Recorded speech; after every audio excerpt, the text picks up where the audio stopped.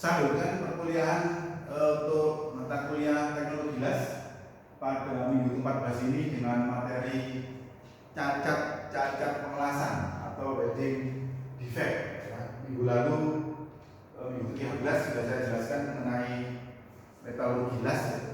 Kemudian sekarang dan minggu depan akan saya jelaskan mengenai welding defect atau cacat pengelasan. Mengacu pada AWS A3.0, ya. Di sini ada beberapa definisi yang perlu kalian pahami. Ya. Jadi di sini ada discontinuity. Discontinuity itu adalah yang namanya discontinuity berarti ketidaksinambungan. Continuity kan kesinambungan. Jadi kalau discontinuity berarti ketidaksinambungan. Jadi discontinuity itu diartikan sebagai suatu gangguan dari suatu struktur material seperti adanya lack of homogeneity. Jadi material yang harusnya mungkin ini ada bagian yang tidak mungkin. Ya. Dalam hal apa? Dalam hal mechanical, metallurgical atau physical karakteristik. Nah, yang perlu kalian pahami di sini adalah bahwa suatu discontinuity itu bukan berarti suatu cacat. Ya. Jadi kalau di dalam bahasa Indonesia yang namanya cacat itu bahasa Inggrisnya adalah defect. Defect. Nah, kalau discontinuity itu di bahasa Indonesia atau di Indonesia kan sebagai diskontinuitas. Ya. Diskontinuitas. Ya. Jadi diskontinuitas itu adalah ketidaksempurnaan. Jadi gampangannya adalah suatu ketidaksempurnaan dalam suatu material, atau kalau di dalam sambungan las adalah ketidaksempurnaan pada sambungan las. Jadi discontinuity itu belum tentu merupakan suatu defect. Sekarang defect adalah discontinuity atau discontinuity yang ukurannya melebihi ketentuan dari standar ya, atau code ya, dan harus dihilangkan atau diperbaiki. Jadi dengan kata lain ya, defect adalah discontinuity yang di reject ya, atau diperbaiki. Nah, jadi kalau kalian melakukan pemeriksaan suatu sambungan las lalu menemukan suatu ketidaksempurnaan di situ, jangan ngomong bahwa itu adalah suatu cacat ya. Karena cacat itu pasti di repair, ya. Cacat itu defect, pasti di repair.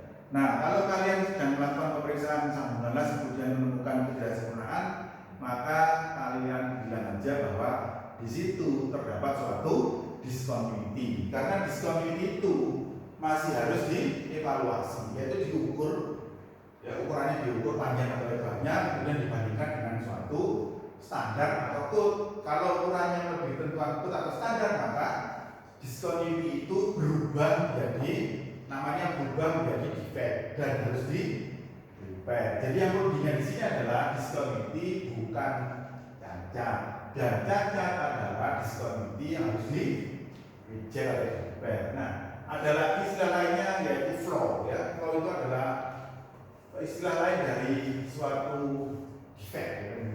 Undesirable discontinuity yang tidak diinginkan. Nah, proses pengelasan ya, di pelajaran di minggu pertama itu sudah saya jelaskan mengenai terdapat banyak sekali proses pengelasan. Jadi ada lebih dari proses pengelasan. Nah, tanpa mengurus prosesnya atau tanpa memandang jenis proses pengelasannya, maka di dalam pengelasan itu ada 3 variabel yang umum ya. Ada 3 variabel pengelasan yang umum, yaitu ada sumber panas ya, source of heat, sumber pelindung shielding. Shielding itu kan bisa berasal dari gas atau bisa berasal dari flux. Kalau panas kan bisa berasal dari api atau film, atau dari atau dari gesekan, friction. Kemudian sumber dari elemen-elemen kimia ini bisa berasal dari flux. Fluxnya bisa jadi satu dengan elektroda atau bisa terpisah dengan elektroda. Nah, ini adalah 3 sumber, ya, 3 variabel yang terdapat di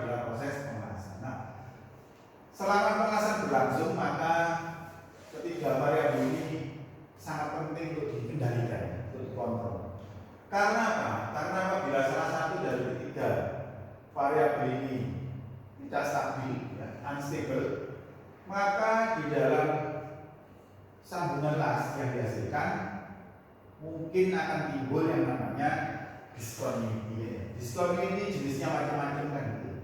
Intinya discontinuity itu timbul apabila ya, salah satu atau salah dua atau salah tiga dari variabel ini tidak dikendalikan dengan hati-hati. Makanya kita perlu belajar mengenai masalah metode gelas ya, meskipun yang saya sampaikan itu hanya yang sederhana aja. Nah, sekarang untuk dapat memahami lebih lanjut mengenai pelajaran cacat pengelasan, maka kalian saya sarankan untuk membaca ini Guide for the Visual Examination of Web AWS B1.11 ya. Saya sarankan untuk membaca ini. Oke, ya mungkin suatu saat nanti pelajaran ini bermanfaat bagi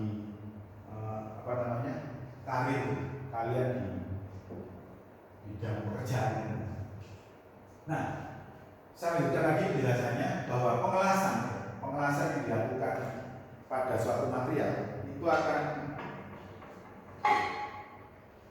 menimbulkan panas. Jadi ini adalah logam las, ini adalah base metal. Jadi panas pengelasan itu diberikan di daerah yang ada alur lasnya ini, alur lasnya. Makanya pada waktu pengelasan berlangsung terjadilah pemanasan dan pendinginan lokal. Jadi pada waktu pengelasan berlangsung daerah alur las itu mengalami pemanasan lokal. Lalu pada waktu sambungannya dingin maka daerah ini mengalami pendinginan lokal. Jadi terjadi pemanasan dan pendinginan lokal. Nah, akibat adanya pemanasan dan pendinginan lokal itu mungkin akan timbul yang namanya cacat pengelasan. Ya. Jadi ada diskon ini, ada cacat seperti yang saya jelaskan tadi. Nah, cacat pengelasan itu dibagi dua, ada cacat metalurgi dan ada cacat geometri. Ya. Ada yang berhubungan dengan metalurgi, ada yang berhubungan dengan geometri atau bentuk. Ya. Nah, sekarang untuk minggu ini akan saya jelaskan dulu mengenai cacat pengelasan yang berurusan dengan metalurgi. Jadi cacat pengelasan ya, yang ada hubungannya dengan metalurgi itu diakibatkan karena proses metalurgi selama dan setelah pengelasan. Jadi di dalam proses pengelasan seperti di pelajaran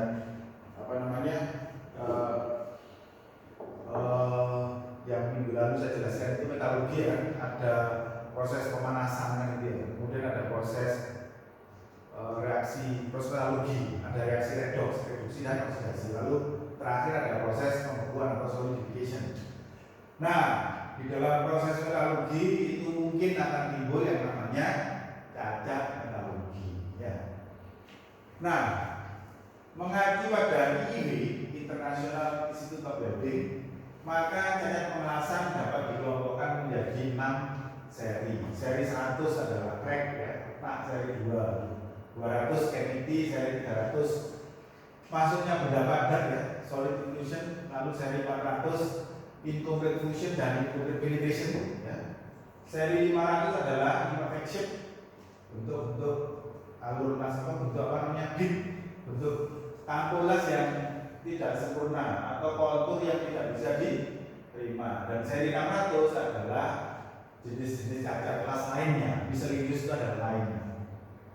Ini mengacu pada IIW, International Institute of Welding. Kemudian mengacu pada DIN 5524. DIN itu Industrial Norm ya, standar Jerman gitu ya. Tapi sekarang kita sudah jarang lagi menggunakan standar Jerman karena sudah pakai ISO gitu. International Organization for Standardization. Jadi dulu DIN 5524. Maka cacat pengelasan dikelompokkan menjadi 5 jenis ya. Jenis pertama adalah kode 1 crack ya. 101 itu adalah crack, 102 transversal crack ya.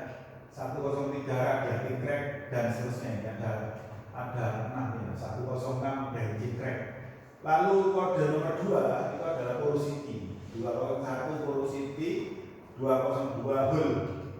Kemudian kode 3 adalah select inclusion, maksudnya select ya, select itu berasal dari proses pengelasan yang ada selectnya, yang pakai flux untuk perlindungan logam cairnya. Lalu di sini nomor 4 ya, kode nomor 4 adalah lack inclusion or lack of penetration. Dan nomor 5 adalah kontur yang jelek, poor kontur. Poor kontur. Nah, mengacu pada American Building Society atau AWS, maka cacat pengelasan itu dikelompokkan berdasarkan pada urutan dari yang paling sering terjadi dan paling banyak dideteksi di sambungan las, kemudian ke bawah yang paling jarang terjadi di sambungan las. Jadi mengacu pada AWS American Building Society, cacat las yang paling sering terjadi di sambungan las adalah porosity. Lalu berikutnya adalah inklusi. Inklusi itu maksudnya benda-benda asing ke dalam logam las. Lalu ada insufficient truth atau underfilling ya.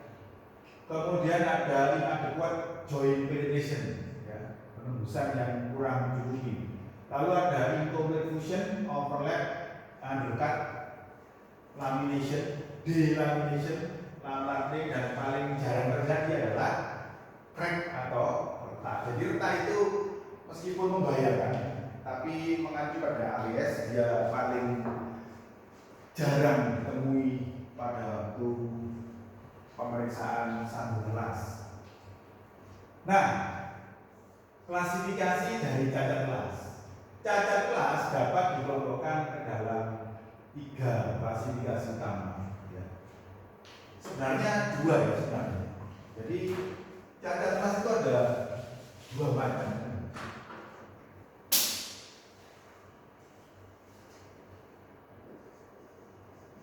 Yang pertama adalah planar, dan kedua adalah volumetric. Ya, planar dan volumetric. Ya. Planar ini adalah cacat yang berupa 2 dimensi, ya. Hanya punya panjang dan lebar saja. Sedangkan volumetric 3 dimensi, ada panjang, ada lebar, ada tinggi. Ya. Kalau di sini dikelompokkan menjadi yang pertama adalah planar. Planar itu berarti plane ya. Plane itu bidang. Bidang itu berarti 2 dimensi, hanya memiliki panjang dan lebar. Nah, contoh crack sama lack of fusion. Yang kedua adalah linear volumetric defect. Volumetric itu berarti punya panjang, lebar, dan tinggi. Jadi dikelompokkan sebagai 3 dimensi. Linear itu adalah, jadi kalau kita bisa bicara masalah linear bentuk ya, apabila L lebih dari 3 kali lebar. Jadi misalkan kita menemukan suatu diskontinuitas, nah seperti ini, maka kita ukur panjangnya, ini adalah L, lalu kita ukur lebarnya, lebar yang paling besar ya. Kita cari daerah yang paling besar, ini adalah lebarnya, misalkan W ya. Nah, apabila L lebih dari 3 kali W, maka diskontinuitas ini dinamakan sebagai diskontinuitas linear. Nah, rounded itu apabila, jadi ada linear, ada rounded.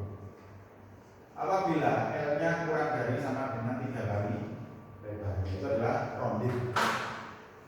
Jadi di sini linear, volumetric defect ya, itu linear, L-nya lebih dari 3 kali lebarnya. Contohnya adalah slack line punya volume ya.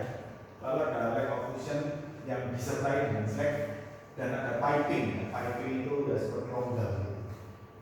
Kemudian ada non-planar defect, ini ada rounded ya. Rounded itu berarti L-nya kurang dari sama dengan 3 kali lebarnya, kan itu rounded. Non-planar defect berarti dia volumetric tapi rounded. Contoh slack inclusion yang pendek-pendek itu ya, yang L-nya kurang dari sama dengan 3W, gaspor atau blue, lalu ada metalik dan non metalik inclusion ya, logam. Jadi logam yang masuk dalam logam yang lainnya yang masuk dalam logam las, atau non logam yang masuk dalam logam las. Nah, Ini adalah cacat yang bisa dideteksi menggunakan pemeriksaan visual. Ya, cacat kelas yang bisa dideteksi menggunakan pemeriksaan visual. Jadi di sini ada beberapa ya. Satu adalah crack. Nah, crack itu kadang bisa dideteksi menggunakan pemeriksaan visual. Lalu ada masuknya benda padat ke dalam logam las. Lalu ada surface and profile, ya bentuk permukaan dan bentuk profil, misalignment, kemudian dashboard dan porosity. Lalu ada lack of fusion, mechanical damage, kerusakan secara mekanikal, ya, kemudian kerusakan pada logam induk dan lain, miscellaneous lain. Jadi ini adalah cacat kelas yang bisa diamati secara visual.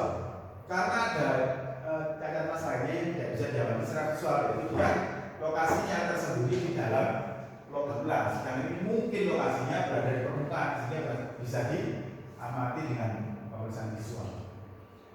Nah, sekarang kita bicara mengenai crack terlebih dahulu. Crack atau retak atau crack. Bahasa Indonesia kan crack kan gitu. Jadi crack itu ya, bentuknya macam-macam kan, jenisnya banyak.